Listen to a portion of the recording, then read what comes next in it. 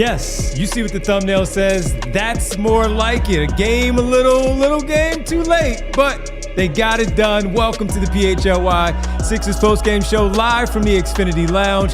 Rich, Devon, and Bree, president of basketball operations. We are presented by Bet365, whatever the moment's never ordinary at Bet365. Easy one tonight for the Sixers as they take care of business, what we call a professional win over the Washington Wizards, the young, talented Washington Wizards that hung in there for quite some time until the Sixers turned it up there in the fourth quarter. Final score tonight, 131-110, easy done. Win number 20 on the campaign for this basketball team. You see it right over Rich's shoulder. 20 wins in the books for this team in 35 games. We'll get to the player of the game here shortly. We'll talk about the unsung hero, the temperature check, and our new one, courtesy of Wawa, and that is the big deal from Wawa. We'll get to that. We'll talk about so much more here on the show. Rich, as always, we start off, though, with the main thing from Rich Hoffman. The main thing, Devon, presented by Xfinity. The big three, baby. Man, we were waiting for the big three, Joel Embiid, Paul George, and Tyrese Maxey to blend together, to work together. What'd they start? 0-4 with all of them in the lineup. VJ Edgecombe has been a part of that big three. He has made it a big four at this point.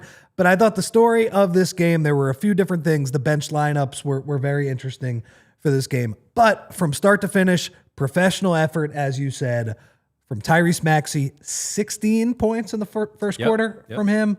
From Paul George, who, spoiler alert, is going to be our player of the game. And Joel Embiid, who, again, like we talk about, Joel Embiid stacking these games together, playing a lot of minutes. And, Devon, as a reward, Tyrese Maxey and Joel Embiid, they leave at the end of the third quarter, having played very well for the most part, with about 2-3 minutes left in the third quarter. Still only about a 10-point game. You think, all right, you're going to have to get them back in the game. Tyrese probably going to have to start the fourth quarter. Bench lineup takes them home, gives them a reward. But yeah, I thought those guys were great the entire game. I think I'd like to start with Embiid. Let's do it. Because, I don't know, I thought Embiid, he showed two different ways to score. And that in the first quarter, we saw a lot of the two-man game with Tyrese Maxey. They lived in a set where VJ Edgecombe was bring the ball up on the left side, screen away on the right, and Tyrese Maxey and Joel Embiid, just like old times. We're going to live in that environment. We're going to read off of each other. Joel got Tyrese open for a shot on one of them. Joel short-rolled on another one. My favorite play, though, Devon, this was an old J.J. Redick trick where Washington, Tyrese... Can I stop you for a second? Yeah. We got breaking news, Bree. Tre Young traded. Wow. Shams. The Atlanta Hawks are trading four-time NBA All-Star Tre Young to the Washington Wizards for CJ McCollum and Corey Kispert. And no wonder those guys were sitting out. We talked about it pregame. It came true right as we start off the show. I saw Gene also put it in there in the chat as well. You're right, Gene. That's enough for the bell ringer for the Shams tweet. Wow. Tre Young traded to the Washington Wizards once again for CJ McCollum and Corey Kispert. The four-time All-Stars now headed to the Washington Wizards. I apologize, but I knew you wouldn't mind jumping in there for that it actually happened. So Tre Young out, CJ McCollum and Corey Kispert in Atlanta. We can talk about both of those as you just kind of let all of that, marinate for a little bit. Even though we knew that it was going to happen, we thought at some point. Did we expect it tonight? Not necessarily, but there you have it. Well, there you have it. You had a shorthanded Washington team with CJ. You pointed this out, man. Give yourself some credit in the pregame show. Hey, CJ's sitting out the first game all season. Even though it was a back-to-back. They've played back-to-backs, and he's played.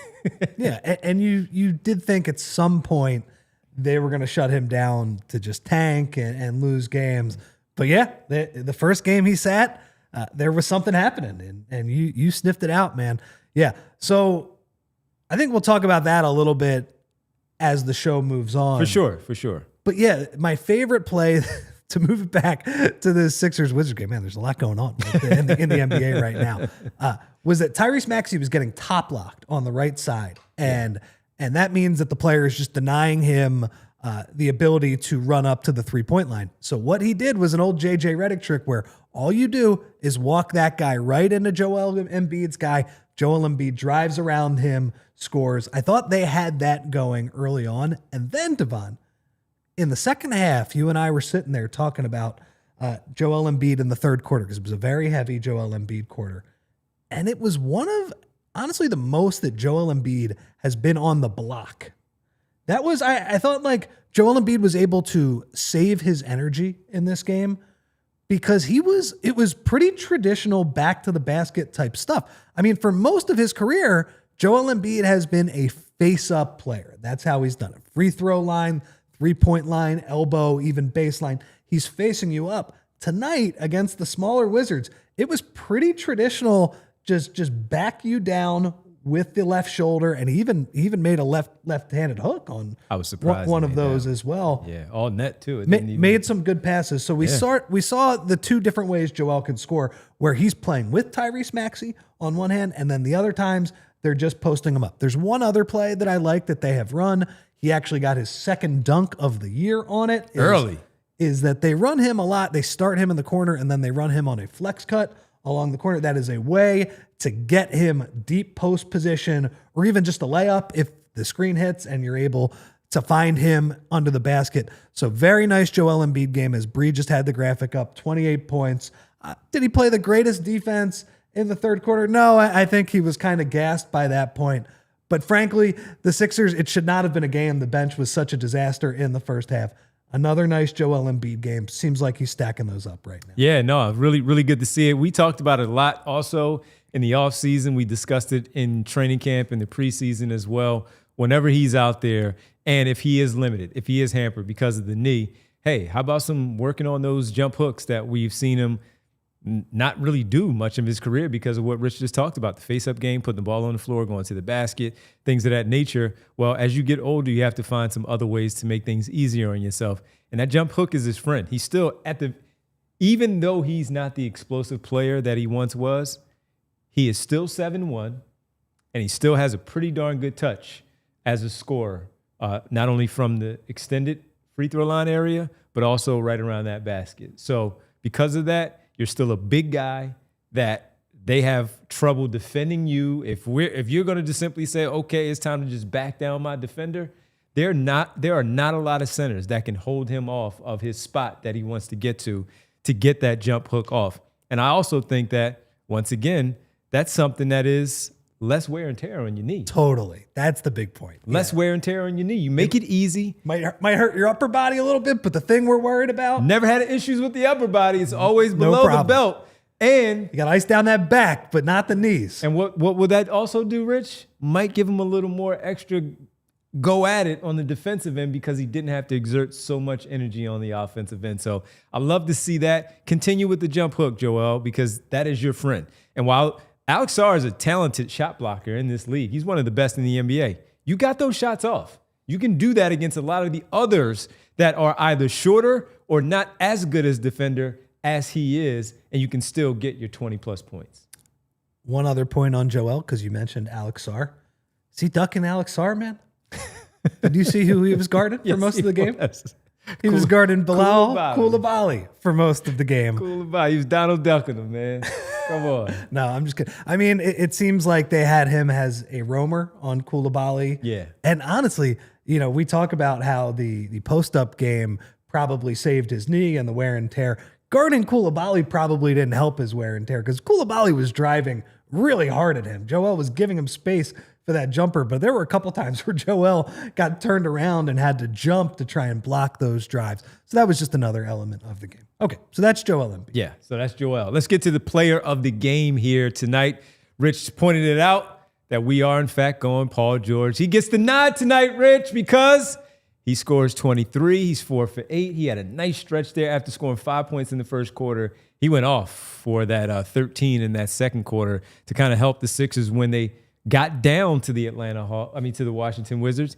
He pulled them out of the rut and got them back into the lead. And he also hands out 5 assists, about 4 boards, 2 steals on the night. Paul George, and he's looking pretty good, man. It was good to see that after, just a tougher offensive performance in the last game against the Denver Nuggets. So we're going to get to that first bench lineup in a few minutes here. But there were a few minutes before Joel Embiid and Tyrese Maxey came back in the game where Paul George, VJ Edgecombe was out there bringing the ball up, but VJ was not playing that well. He wasn't the biggest defender on that bench lineup, but he was not really the solution. Paul George did make a couple of very important shots to just stop the run and say, all right, this has been a disaster, but we're not going to let it get completely out of hand here. And then I thought, Paul George, he played a nice sort of efficient game. And the plays that I'm thinking of, Devon, it felt like when the Sixers had good ball movement tonight, like there was one play where Embiid was on the post. Jabari Walker made a really nice cut on the baseline. Embiid throws a pretty tight window pass. And then you have the Wizards in rotation. Who is the guy at the end of the chain after a swing from Jabari Walker and then VJ Edgecombe? It's Paul George. Yep. And that's a great guy to have a wide open 3-4. So just a nice little efficient game. And the other thing that I thought Paul George did well tonight, he was a part of the Sixers defensive lineup, which we'll talk about in a little bit later, that really got after it at the end of the third quarter and allowed Joel Embiid and Tyrese Maxey to sit on the bench. So, yeah, did Paul George do anything crazy? No. I thought he played within himself, but from the moment this game started, I thought he was efficient. He was in the right spots. He was doing Paul George things on defense, a.k.a. causing havoc off the ball, and that was a nice game for him. Yeah, it really was, man. Nice to see him get back into the rhythm.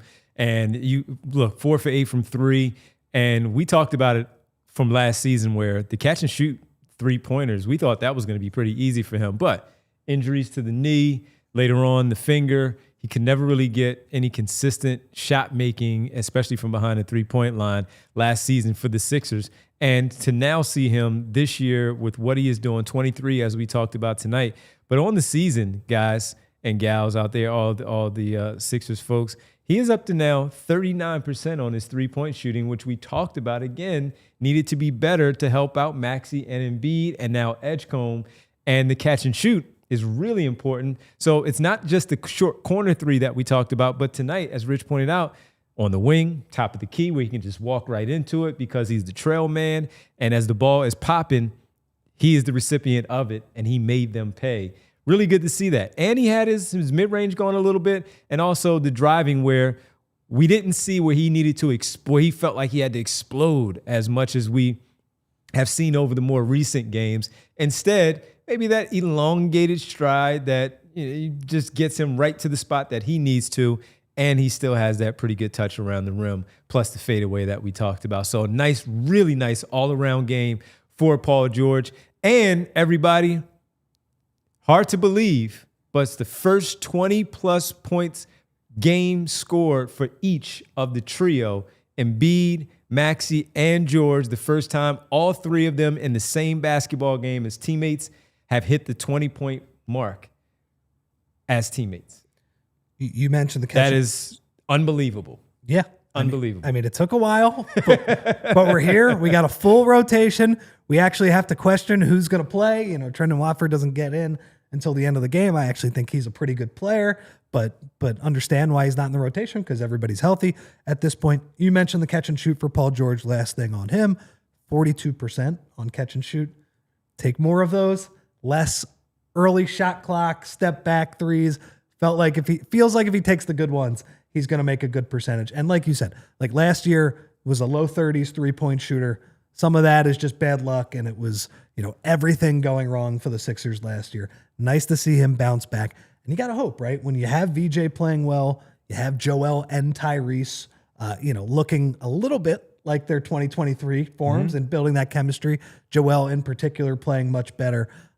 You would think Paul George gets more of those open shots. Absolutely. Player of the game, Paul George, 23 points on the night, looked fantastic in his role as he made sure it was the big 3 with him involved tonight. 23, 4 and 5 with 2 steals, 1 block shot, 7 for 11 from the floor, 4 for 8 from behind the 3-point line. Also got 6 free throws, converting 5 of those. All right, we take our first break. When we come back, we'll get to temperature check. Ace Hardware temperature check. We'll dive into the temperature check. When we get back, Sixers win 131-110. Pretty easy in the end. They needed that one.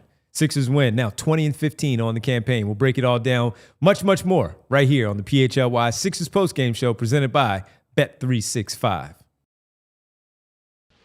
There is nothing more Philadelphia than Wawa. Absolutely. And it's so great to be partnered with Wawa right now here at PHLY. And we got to tell you, you get your day started pretty early, getting the kids ready, going to work, all those things. You need something on the go. You drop the kids off. You didn't pack your own breakfast after packing their lunch. Wawa is a great spot for you right now with the $5 big breakfast that you can take advantage of with the Sizzly or any size hot or iced coffee plus a hash brown at your nearest Wawa for $5. That's right, $5. We've all done it. I've done it. Bria's done it. She's a big-time coffee drinker as well. And we've all done that right there at Wawa. Your nearest Wawa is $5. Can't beat that at all. That's the fuel for you. One thing, 5 to 11 every morning right there at Wawa. So make sure you don't need to overthink your breakfast. Just grab and go. Get on with your day with the great $5 breakfast deal at Wawa. Wawa, gotta have a Wawa. Whatever the moment, it's never ordinary at Bet365. Yes, 90 million users worldwide, live in-game betting, and live streams of 780,000 events each year at Bet365. Plus, you get early payout offers in the NBA and the NHL. Hopefully, you take advantage of that tonight in either one of those sports. Also, if you're a new customer and you want to jump in here at Bet365, you can do so with the only place available to do this, $200 right there for you. Bonus bets, win or lose. That's right. All you have to do is sign up. Use code PHLY365. Deposit $10. Place a bet for $5. And you get $200 credited to your account. That's win or lose no matter what. Those bonus bets can be used on spreads, totals, player props, futures, and more right there at Bet365. Must be 21 plus, physically located in Pennsylvania. If you or someone you know has a gambling problem and wants help, it's very simple. Call 1-800-GAMBLER. Tyrese Maxey let us down tonight, everybody. Sorry, Tyrese. Sorry about that. We got to call you out on it. 22 points. Welcome back to the PHLY Sixers postgame show presented by Bet365. Had Tyrese Maxey 25. He scored 16 in the first quarter. Come on, Tyrese Maxey. Everything else hit. Tre Johnson hit on his 2 threes. Got Maxey 2 steals, which I thought was going to be the tougher one. No, he got those quick. Yeah, he got those pretty quick. He got the 16 pretty quick. And then he said, you know what? I'll just assist here for the rest of the night. But really good game. Tyrese Maxey, floor game as well. Maxey finishing the night with 22 points and 8 assists, 3 rebounds, 2 steals, 1 block shot on the night for Tyrese Maxey. Sorry, everybody, if you placed that wager because I let you down. I apologize. But that being said, it's time for the Ace Hardware temperature check, where we check in on a player or a team overall that we need to, talk about a little bit with the Ace Hardware temperature check. Visit Ace Hardware Home Services online at acehardwarehomeservices.com to get started on your next project. Rich, where are we going here for the Ace Hardware temperature check? Where do you want to go? Well, we were going to go with the bench lineup. Maybe we'll save that for the second part of it, but I mean, there was a big trade that just happened, man. We can save that one. We can save that one? Yeah. We can go with the bench? Let's go with the bench. Okay, let's go with the bench. Because, guys, the bench, talking about the Ace temperature check, the bench was as cold as I've ever seen in the first half, and it was as hot as you'll ever see in the second half. So that first half, or that end of first quarter, early second quarter stint was absolutely dreadful, man.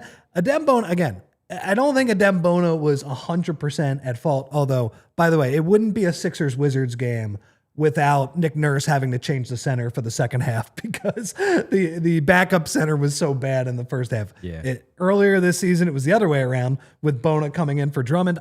It was Drummond and the corner 3 brigade coming in for Bona in this game. Oh, man. that stretch at the end of the first quarter, early second quarter, I mean, Embiid leaves the game. They're up 13 points. He comes back, Devon, they're down 5. He was only out for 7 minutes. I know. And there was a lot of bad stuff that was happening. Kelly Oubre, he struggled a little bit. You know, the crowd gives him a nice round of applause. We'll talk about him a little bit more later, but he definitely had a couple of forced shots. Okay, fine. I don't really care about that. Like, he hasn't played in a long time. It's fine. He's rusty, all that. Quentin Grimes. Sorry. He was Quentin Grimes tonight in the first half, because I'm looking at what he did. Right away, he misses a wide open layup on a backdoor cut, like just wide open. He steps out of bounds on a three-pointer. Yep. He makes a nice drive and turns the ball over, throwing the ball at somebody's feet on the drive. He fouls a three-point shooter. By the way, he fouls three-point shooters once every 4 games. a lot. And if he does it, he would do it twice in a game. A lot. Yeah. So that was Quentin Grimes. By the way, Quentin Grimes in the second half, because he's actually a pretty good player. He's just insanely up and down. He was very positive in the second half, but he was a disaster. I don't want to belabor the point because I feel like we have talked about this guy a lot over the past few days. Jared McCain also played in the first half, was terrible. Just was not very good. Missed a no-dip 3, gave up at least 2 buckets that were just completely his fault, got back cut, got driven on another one. And yeah, they get to the point where they have to bring Embiid and Maxey back into the game, and they're up 13 when Embiid leaves. He ends up getting them to up 6. Joel was like a plus 23 in the first half. So that was a disaster, but I will give this bench unit some credit, because with the Sixers up about 8 or 9, Nurse changes the rotation a little bit. He says, I'm going to go with this lineup. I'm going to put Drummond in for Bona, because Bona just doesn't have it tonight. Okay, fine. Then I'm going to put Paul George in with BJ Edgecombe, Quentin Grimes, and Kelly Oubre. And I thought, you look at that lineup, those 4 perimeter players, those guys can switch and get after on the defensive end. And on a night where the Sixers had long stretches where the young Wizards, and I will give the young Wizards some credit, they're bouncy. Like, them on the second night of a back-to-back is not the same as a veteran team on the second night of a back-to-back, because they got bouncy players, man. Like Coulibaly, Bagley, Champagny. Like, they got a bunch of guys that are going to contest you at the rim on both ends of the court. They're going to try and block your shot. Coulibaly, get offensive rebounds. But the Sixers just needed like a 4 or 5 minute stretch where they're not that good offensively. Can you lock them down? And I thought that perimeter quartet of Edgecombe, Oubre, Paul George, and Grimes, they got after it. They switched everything. There were some really good communication plays. And in those 4 to 5 minutes with Drummond on the back end of that unit, they did a great job. And they got a bunch of stops. They got out in transition. And then that 8 or 9 point game is 20. And then Joel and Tyrese don't come back in the game. So that is your story of the night. First half, as bad of a bench unit as you've seen. Second half, really good. Yeah, really, really good to see him turn. And again, man, it's the old Joel script. Leave the game, it goes away. And this time it was he and Maxey out of the game with that big lead where you felt like, okay, they had the cushion. They're about to turn this thing up, and it did not go that way. I mean, the Wizards got off to what, a 11-0 run or a 13-0 run to start that second quarter.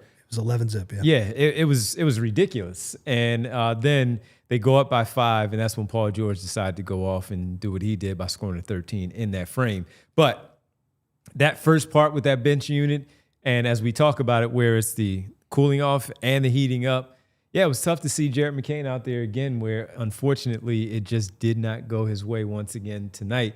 And while we all still have faith in him, tonight against Washington, where you're looking at, again, the team on the second night of a back-to-back, and while they are younger players, an opportunity for him, again, to take advantage of the opposition, and he didn't do it. And when he does come back into the game, when the blowout was already underway, it still didn't look like Jared McCain, even in the garbage time of the basketball game, where you felt like he can maybe pad his stats a little bit, get some confidence on a few shots like you saw Quentin Grimes, that Rich points out, that he goes nuts in the fourth quarter. Well, you also would have hoped to see Jared McCain also do a similar type of thing where maybe they're trading buckets, trading opportunities against that team to get some points on the board, get some confidence, because this can carry over, of course, for Quentin Grimes. We know that, into the game against Orlando on Friday night.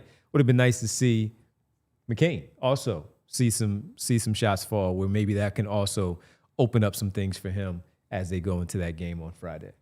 I think this was the worst game for Jared, even though he's probably played longer stretches of worse basketball in some of these games, because now there are other options to turn to. And I think Nick Nurse, who has continued to play him, even though he has struggled, I think Nick Nurse can look at that lineup in the second half and say, oh man, like that's a pretty interesting defensive lineup. There are no defensive weak spots. Like if Jared is out there, the Wizards are going to, even the Wizards, even a young team like them, they're going to find him. They're going to put him into actions. They will hunt him, isolate against him. There was nowhere to go. Great. You want to switch off VJ? Okay, like go at Quentin Grimes. Like I don't think it's going to work out that well for you. And then you have Paul George and Kelly Oubre waiting on the back line. It just was a really good defensive lineup, and you could feel that, it just has a higher floor where they're just not going to give up as many buckets. So I think that's a rough night for Jared McCain. It's been a rough season for him. I don't want to continue to bury him, but it's been tough for him for sure. It's the Ace Hardware temperature check, everybody. First half bench unit cooled off. Second half bench unit heated up for the Sixers to get this 131-110 victory. Visit Ace Hardware Home Services online at acehardwarehomeservices.com to get started on your next project. When you look at the trio of three doing what they did, and Edgecombe had a relatively quieter night because some of his work came as the game really, they were already up maybe about 9 or 10, and then he turned it up to help push it to that 20-point lead, and he leaves the game. But the big three, seeing them do what they did, and we know Edgecombe is part of the big four that they have. This is, as I talk about Grimes and his scoring carrying that over, and then you have Jared McCain potentially that carrying over as well. But this could open things up for Paul George to feel like, you know what, I can get my shots off within the flow of the game with these other three players. And while Edgecombe didn't shoot as much early on, his was more later where he got his scoring going. He was doing other things, 5 points, boards and assists, steals with what he does. However, could this, for him, and we've seen him already have good games with them, but to this level where it's more, hey, 18 instead of 13 and 20 instead of 15, where that can go along with what Maxey and Embiid does. Yeah, no, those units are perfect for Paul George to be able to get his shots. Now, hopefully they're still within the flow. I still don't love, you know what, if you want to throw him one or two post ISOs, the play where they have him run on the baseline, you get a screen, and then try and get, a mid-post ISO about 10, 12 feet away from the hoop. I'm fine with that, especially if that unit continues to defend, man, right? Because with Embiid and Maxey out of the game, you're not looking to blow the game open necessarily. You're looking to tread water. You're looking for it not to be a disaster. So I think that could be a good spot for Paul George for sure. And that's his deal. He wants to take some of those shots from time to time from that mid-range, that mid-post, either back to the basket where he backs his defender down, or on the string with his dribbling to his pull-up mid-range jump shot. You do want to allow him to take his type of shots from every now and then as well. So I'm fine with it if that is the case overall. Also, before we get to our next break, Dominick Barlow, Quentin Grimes, VJ Edgecombe, Sixers had 6 players in double figures. Barlow, nice bounce back game from what we've seen where he's been in foul trouble, can't stay on the floor, looked really active once again tonight. Perfect timing for him, to your point of Kelly Oubre comes back. Guess what? Let me stay on the floor and out of foul trouble and get some of this work in so I can get into double figures and knock down a 3, put the ball on the floor, get to the basket for a couple of nifty finishes around the rim. Barlow bounce back game, also pretty nice to see. Yeah, he had played 5 of 6 pretty rough ones. Maybe 4 or 5 pretty rough ones. Yeah. And for him, Kelly Oubre now, if he doesn't have it, it's like, all right, well, we could play Kelly. Nick Nurse was playing Kelly Oubre darn near 40 minutes at the beginning of the season. So he has no issue turning to him. Yeah, nice Barlow game, makes that corner 3, which is a huge deal. Gets a couple of offensive rebounds, kept the ball alive to Paul George for a 3. and then had a couple of those bully ball drives where he catches the ball in transition and sees a smaller player on him. Is it the prettiest thing to watch? No. But he's effective. He got all the way to the basket. Good to see Dominick Barlow get back. Even when he was struggling, I think you and I said, it's okay. He's a two-way guy. I think he's exceeded everybody's expectations.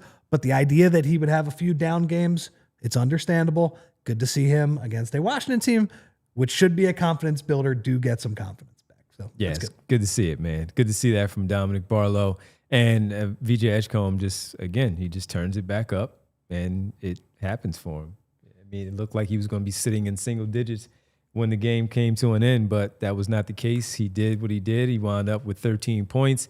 On the evening, did VJ Edgecombe with 6 rebounds, 7 assists, 5 steals, and no blocks, 5 steals on the night. And someone asked there in the chat, could this backcourt be the first backcourt? Could this be the backcourt in the NBA this year to lead the league in blocks, including Quentin Grimes with Edgecombe and Maxey? I have to think about it because there are some taller backcourts out there, but that's a pretty darn good question because of Kason Wallace, Caruso, and Jalen Williams. They probably get blocks just because of their system.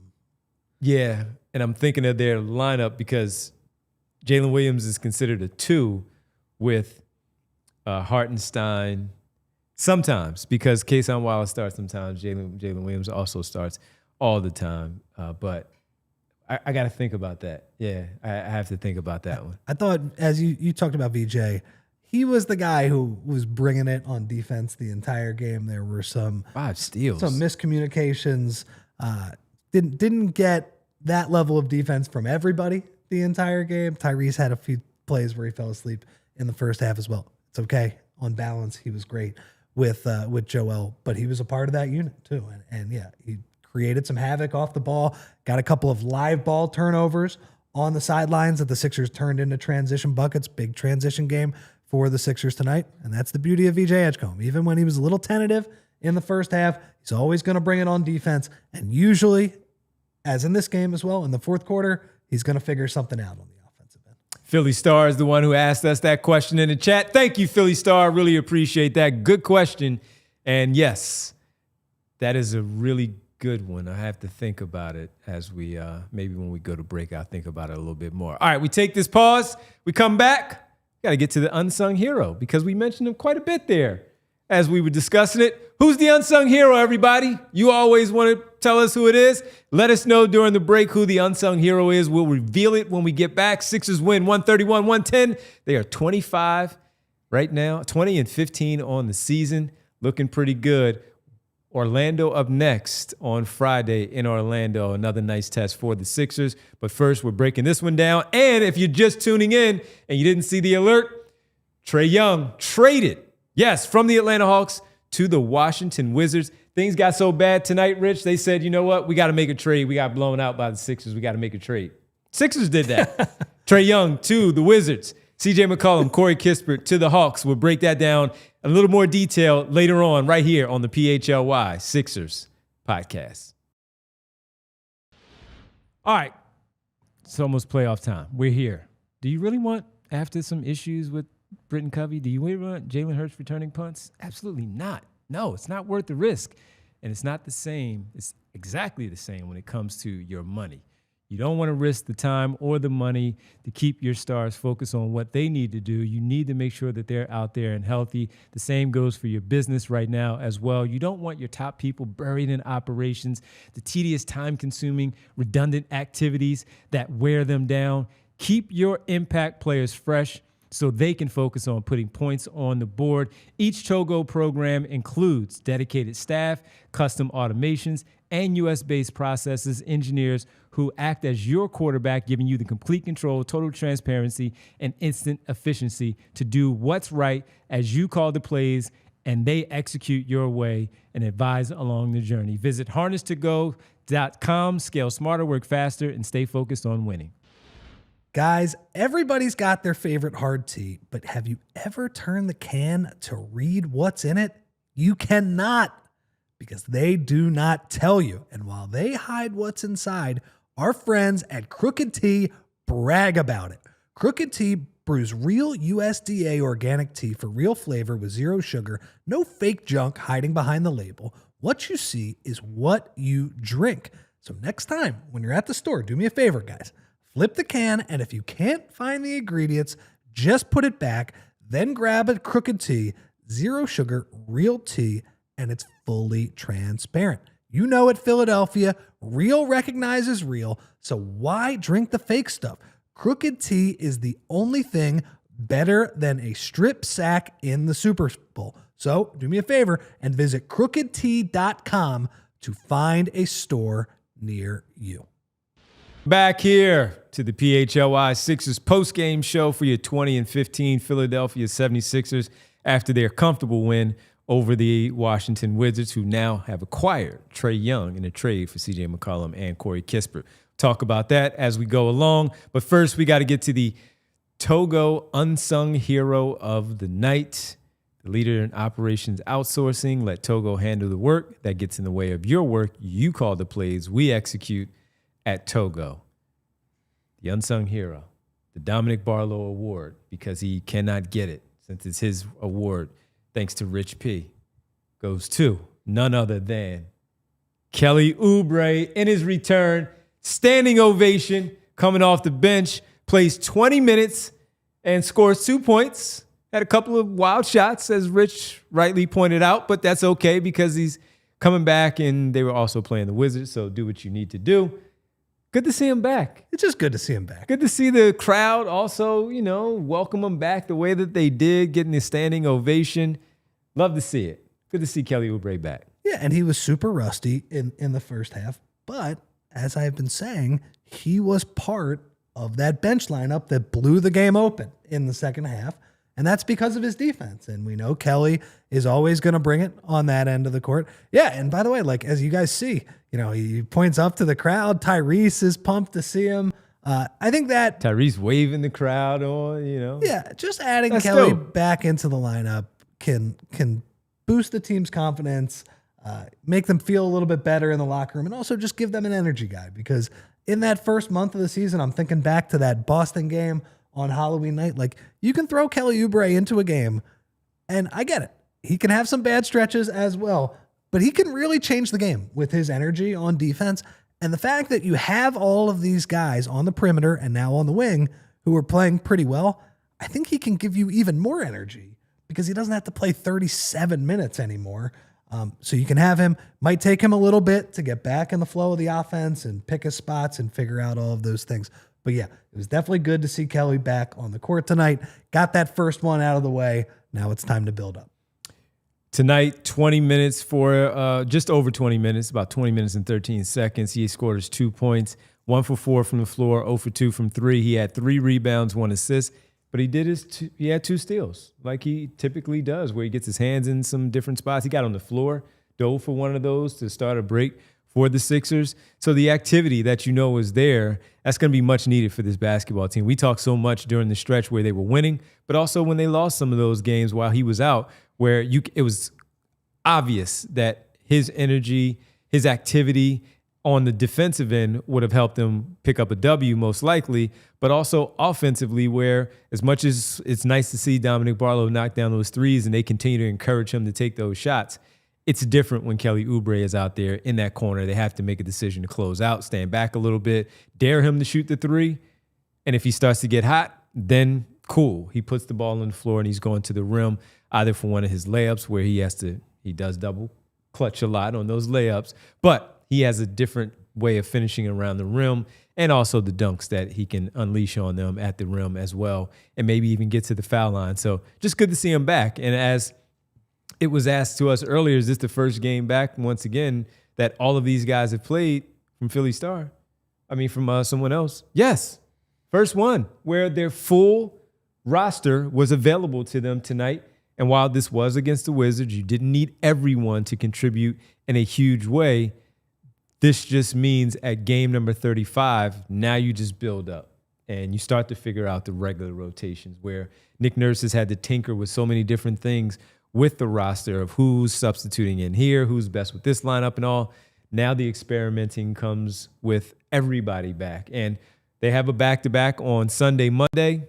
Joel Embiid's not going to play in one of those games. He's going to play one of those. There's a question if Paul George will play in both of those games. Probably won't. Probably play one. So, again, it's good to have where we look at that, where it's either Bono or Drummond gets that start, but Barlow and Oubre, George and Oubre, or George and Barlow, who knows what it may look like, but a good problem to have for them to figure out as they try to cement themselves as one of the best teams in the Eastern Conference that you do not want to play. The other night, and also for stretches of this game, the Sixers' biggest issue was their defense. And, there was that stretch in early December in particular where they were really guarding. That was sort of like the rise of Barlow as a player. And you looked at their stats, they were like a top 10 defense at that point. There's been some slippage on that end, and Kelly Oubre is a perfect guy to stick in there to sort of, you have some defensive slippage, get back to starting to defend people. Yeah.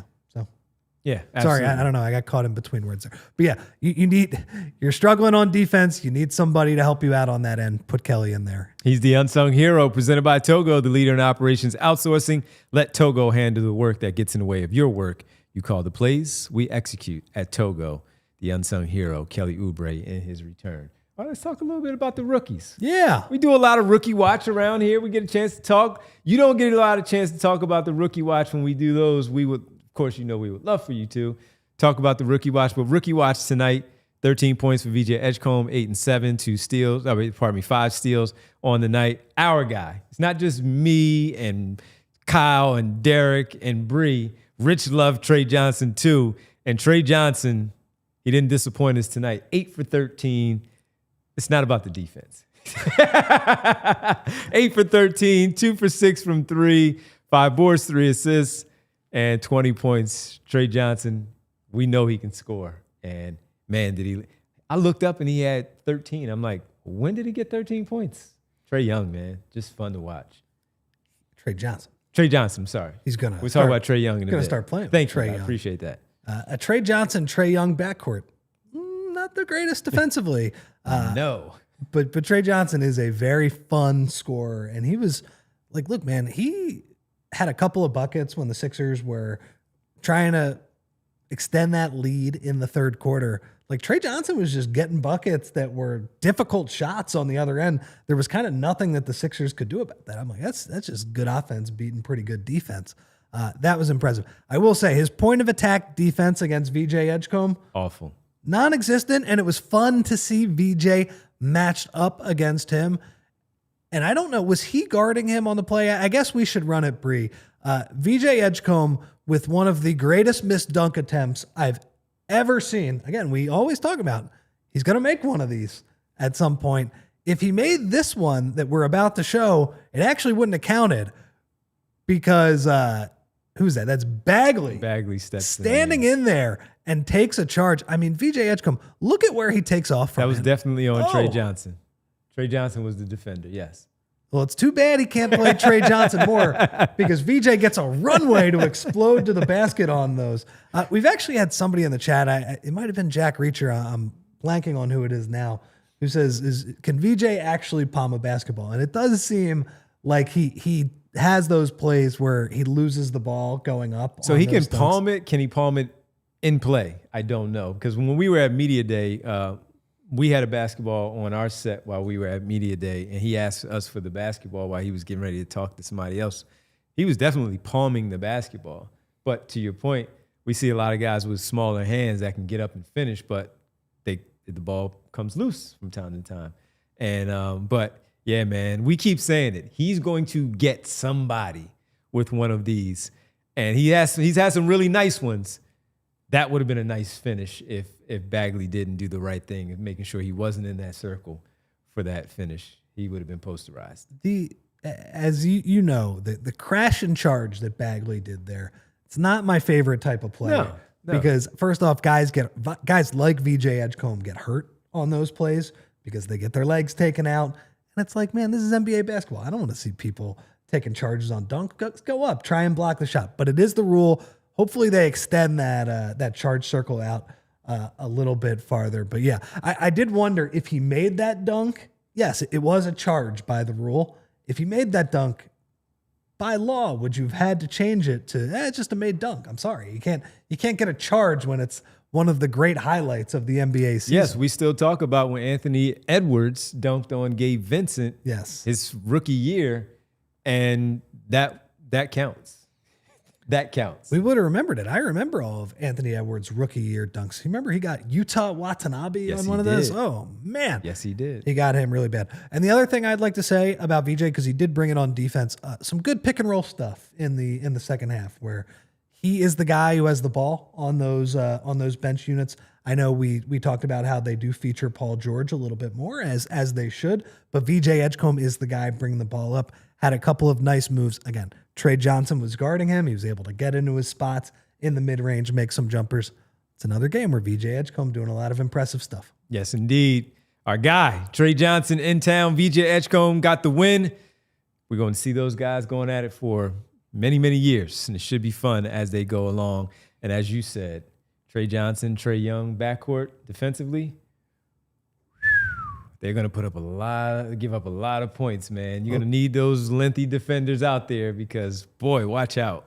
Watch out. All right, final break. When we come back, we got to talk about the Wawa Big Deal. Yes, the Wawa Big Deal. We'll get to on the other side and your Super Chats. Final segment right here on the PHLY Sixers postgame show. It's that time of the year, everybody, where you're either hosting for the holidays or you're over someone else's house and crumbs are dropping all over the place and you can't pick up everything because you can't see it. And you know what ultimately happens? You get some uninvited guests. And let me tell you about a local business that'll help you get rid of those uninvited guests. That is the great people at Evans Pest Control. Let me tell you about the local business that's been helping Philly owners and business stay pest-free for many, many years. Evans Pest Control. This isn't some giant national chain. They're a family-owned, community-focused pest control company right here in the Philadelphia area, and they've been earning the trust of neighbors for years. Listen, you don't want pets knocking on your door. They don't knock and tell you. They just show up. You don't need that, and this is the best place with a real business instead of a call center. So if you see signs of pets and you just want to prevent them before they start, maybe reach out to the Evans Pest Control. Visit evanspestmgmt.com to schedule your free consultation. That's Evans Pest Control at evanspestmgmt.com. Are you looking for something cool to do? Well, I have the great spot for you. That's Parks Casino at the Excite Center. It's one of the many things I love about my casino of choice. The Excite Center at Parks Casino is in Pennsylvania's #1 casino and is close to Philadelphia, located in Bensalem. Take the Street Road exit off of I-95 and the PA Turnpike, and boom, you are right there. The Excite Center is the state-of-the-art entertainment venue located in Parks Casino, named one of the best places to see the country's best comedians and music headliners, like Tracy Morgan in March. I'll be there. Maybe I'll see you. That's on Saturday, March 14th. Get your tickets now. How about even Thursday, January 22nd? Mark Paul is in the spot, and you want to be in the place too. Right there. Visit parkscasino.com to buy tickets for all shows. Pre-game the shows at their amazing beer garden. Maybe play some pop culture slots, roulette cards, whatever your choice is. Parks Casino, this is how you win. You must be 21 and over. Gambling problem? Call 1-800-GAMBLER. Welcome back to the PHLY Sixers postgame show. Please hit the like button, like and subscribe to the show. Tell a friend to tell another friend to spread the word to do so. And when you're also in there, please leave a comment. Rich always tells you guys, please leave a comment. Please, guys. To the show. Let us know what you think about the game and our performances here on the show. Bree, Rich, myself, Kyle, Derek, please leave a comment, like and subscribe to the show. Ton of you are in there, and we thank you so much. Please, once again, support our show. Hit the like button. We really appreciate the support. Now, with the support, let's get to the first one for us. The Wawa Big Deal, everybody. The Wawa Big Deal presented by Wawa, our good friends. As we've told you, make sure you get the $5 breakfast deal with hash brown, sizzly, and a cup of coffee, ice or cold, whatever your choice. But you have to do so between 5 a.m. and 11 a.m. That's right there with our good friends, our new partners, Wawa. You see the great mugs we have. We've seen the swag the guys, everybody's been wearing on the show. And there you have it. The big deal. Philadelphia institution, Wawa. It's an institution. It is. All right. It's dope that we're partnering with them. It's really cool. Bring some sandwiches and some cookies and some teas and Pretzels. Yeah. pretzels, fruit punch, lemonade. Bring it all in the studio. We love you, Wawa. All right. We talked about Shams breaking the news. I do want to give credit to Mark Stein and Jake Fisher because they had this Monday. Yeah. That this was really percolating there, and it came to, and so my cousin just texted me as well, and he was like, "Yo, I'm watching you guys, but also have NBA TV on, and they're showing him processing it all in Atlanta in the arena right now." So is he on the bench? He didn't specify, but just more of watching him processing the news at the arena. The Hawks did not play tonight. Did they play tonight? They did. They beat New Orleans tonight. And remember, he was the one that sat out tonight. He was scratched in that game. So Atlanta beat the Pelicans tonight 117-100. So he was on the bench. He was sitting there the entire night. And it dropped. Yeah. We've seen it before. So, hey. Wow, I don't think that's happened that often. Not often, but where a seen guy it. is sitting on the bench. And credit to him, I guess he stayed on the bench the entire game. Yeah. So I ask you, number one, how do you look at this Hawks team now with C.J. McCollum and Corey Kispert, where Trae Young is out? We saw Nickeil Alexander-Walker as Bree plays the video of him leaving the arena, and you have to know that most people in that arena, the fans, knew exactly what went down as it happened. So your thoughts, though, on the Atlanta Hawks? Because, look, Trae Young goes to Washington. We'll talk about that more because he's the bigger name, but the bigger threat in the East, standings, seeds in the Eastern Conference to the Sixers, that's the Atlanta Hawks. Yeah, and we can say that the Hawks, this isn't a great return for Trae Young when you think about what Trae Young has been over the past few years. But the issue is, and their front offices knew this season, Trae Young, if you wanted to get value for him, had to be a couple years ago. Because as you see, they've played better without Trae Young this year, and their identity is probably more defensive-minded with Jalen Johnson, and they have Porzingis now, and Nickeil, and Dyson Daniels, and all those guys. That is their best chance, and I think CJ fits in better 100% with that team because CJ is a more malleable offensive player than Trae Young, where CJ, yes, he can go get you buckets, but he can also play off the ball. And Trae Young, you do have to change a lot of things up for him on the offensive end and also on defense. He's just a massive target on that end of the court. So, no, that's not a lot to get for him, but they made the mistake a few years ago. This is the best offer they could have gotten. And I think people need to get used to this too. Like, whatever Anthony Davis is going to go for in a few weeks as well, it's not going to be as high as you think, right? Teams are not going to, these high-priced older players in this cap environment are not going to fetch a massive price. So I think that's a good move for Atlanta. And the thing Atlanta can have, Devon, is they have that Pelicans pick coming this year. They have a real chance to strike it big in the lottery regardless of what they do.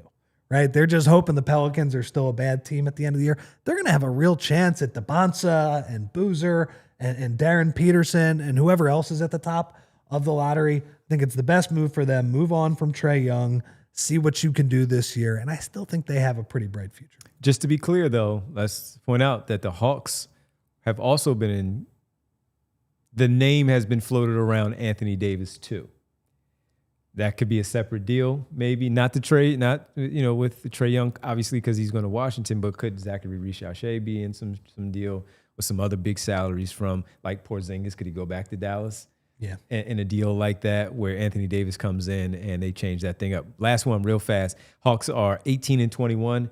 They are only 4 games back of the Sixers right now, who are 20-15 in the Eastern Conference.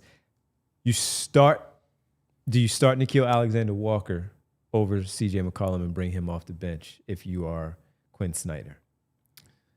Maybe you start CJ just because he's been more of a starter and you play Nickeil starters minutes but off the bench because that's a role he's been familiar with. You could play those guys in 3-guard lineups as well. I think that's probably how I would go about it. CJ's been mostly a starter in his career. And Tyron also mentions the other element of this too is that CJ, his contract is expiring this year. Trae has a player option for next year. So big number too. At the very least, you're going to be paying him. It definitely starts with the 4. Yeah. So that's part of the reason they didn't get any picks back, right?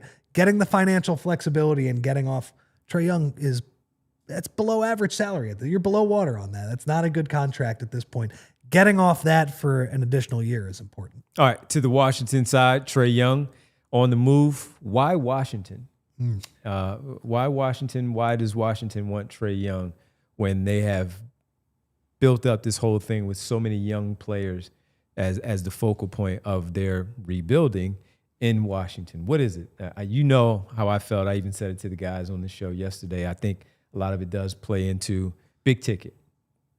Ticket, box office. He's like Ja a little bit. Yes, John Wall, maybe even when John Wall LaMelo was there. too, a little sure, bit too. Yeah, but so why does Washington want Tre Young? It's a good question because they've been pretty steadfast in tanking here and being disciplined and trying to build it up with their own guys. Now, when you look at their collection of talent, they don't have that Joel Embiid type piece from a few years ago. They have Coulibaly, Keontae George, Alex Hart. These guys are role players, and you're still waiting for that guy to hit. You would hope that the three guys I mentioned earlier, you actually get some lottery luck this year, and you get one of Peterson, Boozer, or DePonsa. Tre Young, he complicates things a little bit. I am not sure I would have made that move if I were Washington. Maybe, again, to the point of they do not have that frontline player. Tre Young can run a pretty darn good offense still at this point. You have to build everything around him, but he can still run a pretty good offense. I just don't know why Washington is the team to take that gamble. Why not be patient? Yeah. You've been patient.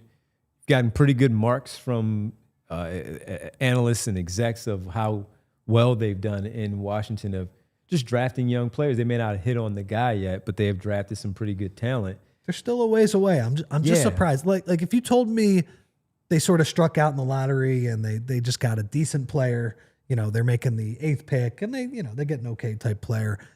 Next year, okay, then you got to kind of hit the gas because you've been there for 3 years. I'm a little surprised that they're the team that did this. Here's the last thing so we can get to our super chats and get to roll call and get out of here. I wonder if he does pick up the option, as you talked about with that big number, this is not his final stop. Next year, they trade him, or maybe even in the summer before the season starts, they trade him on that number, get off of that, and maybe they get a young player or picks back after he shows whatever he shows with Washington. Yeah, I mean, Possibly. that could be the other element of it too, where you say, okay, Tre Young's value is really low, but we're going to let him play in sort of a pressure-free environment. He might be able to rehab his value, and we might be able to actually get some value Flip him on the other end of it. I would not have made that bet. No. But I'm just trying to throw something else. Is there a potential scenario where that could happen? Sure. Yeah. Averages 25 and 10, right? And they're like, okay, he goes into that after leaving a playoff team. It didn't work out, but he goes there, and we'll see how it goes. So, interesting move. So we mentioned Tre Johnson and him. Like, defensively, that's going to be a disaster. But he's going to get Tre Johnson open shots. Yes, he will. Tre Johnson's going to do well with open shots. So the only other one that you really look at for starting for them, Sarr, obviously, and Tre Johnson, you use that pick on him, so you want to have him starting. Probably starting George and Coulibaly and just roll with that. Look, Sarr has a little bit. And depending on the Middleton piece, because he's a vet and all. Yeah. Will he be there after the trade? After the trade deadline, no. But for the time being.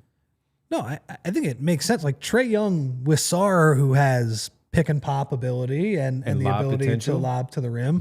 Yeah. Could he make Alex Sarr better? Yeah, I actually expect him to make Alex Sarr better on the offensive end. It's just to what end and what are you looking to do with Tre Young after this season? And the other guys in Atlanta defensively already proven. Johnson, Daniels, and while there may be some defensive potential in Washington, Tre Young is still Tre Young when it comes to the defense. But they don't care as much. They don't care as much, right? Yeah, not yet. We're going to hit a quick overtime here on the post-game show. Sixers win 131-110. We are off on the TV side, and we're off period tomorrow, everybody. We'll see you right back here for the pregame show, Sixers Magic, Friday night, right here on the PHLY Sixers podcast.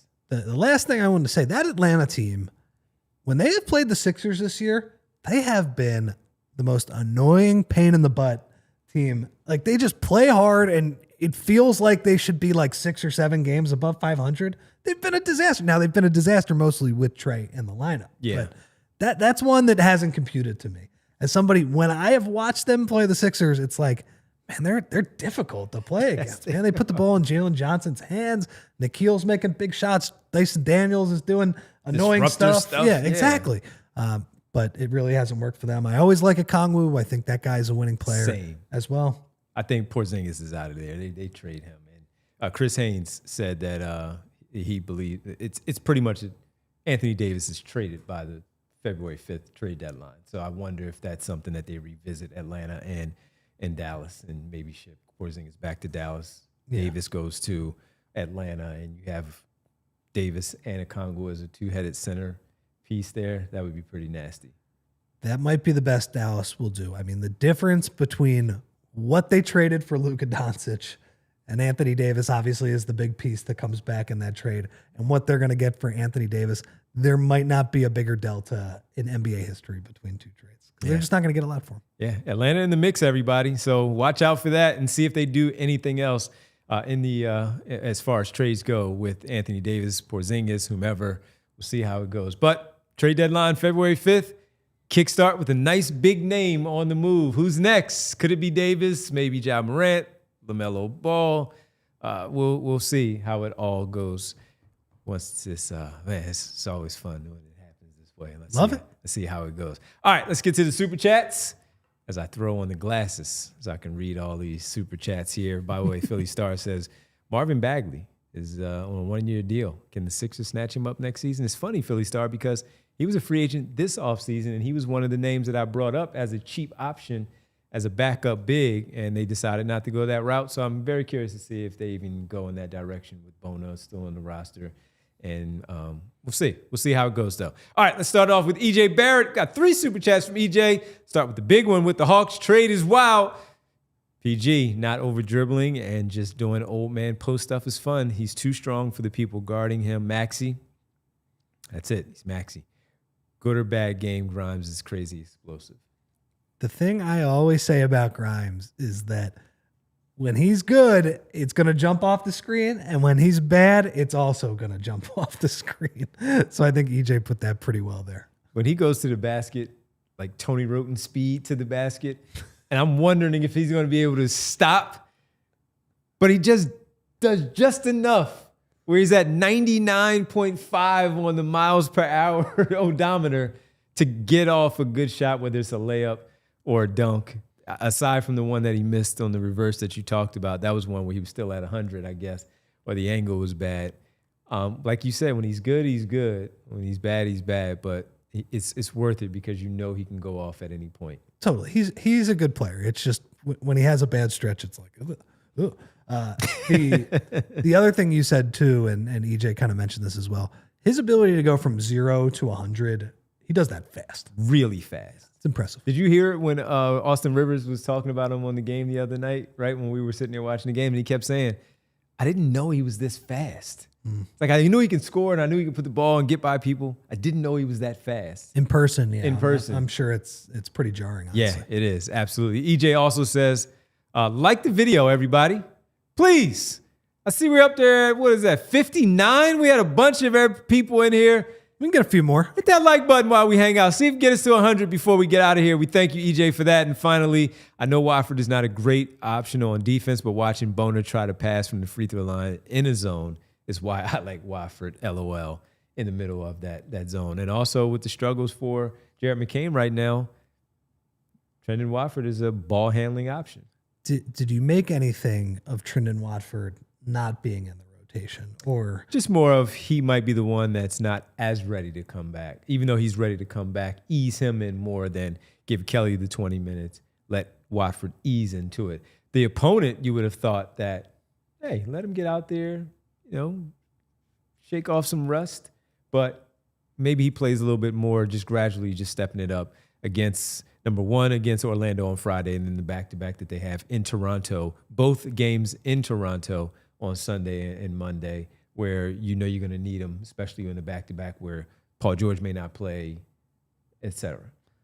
Watford, like Grimes, is a guy, when he's good, it's really good. When he's bad, it's a little rough. Don't mind having him on your team, but can be a little rough. I mean, come on. If he's your 11th guy, which is sort of. He's 10, 11. He's sort of in that range right now. That's a great spot to be in. Yep, absolutely. All right. Thank you, EJ Barrett. We appreciate it. Thank you, EJ.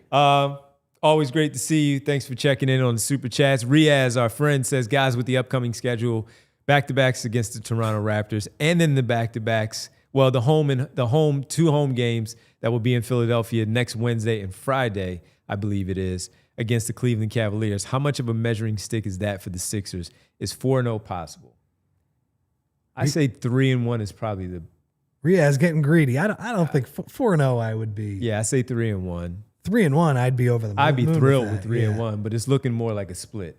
Well, the issue is that the Toronto games are back-to-back. Like a road back-to-back. Sunday, Monday. I don't know. That's tough. I feel like Embiid and PG are going to sit in one of those games.